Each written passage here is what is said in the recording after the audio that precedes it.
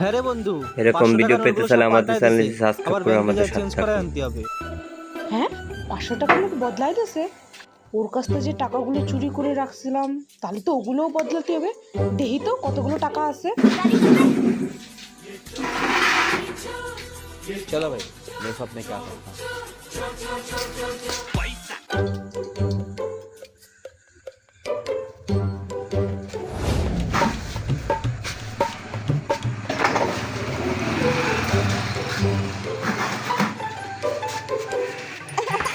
পাঁচশো টাকা নোটগুলো তো সব বদলাই দিচ্ছে না।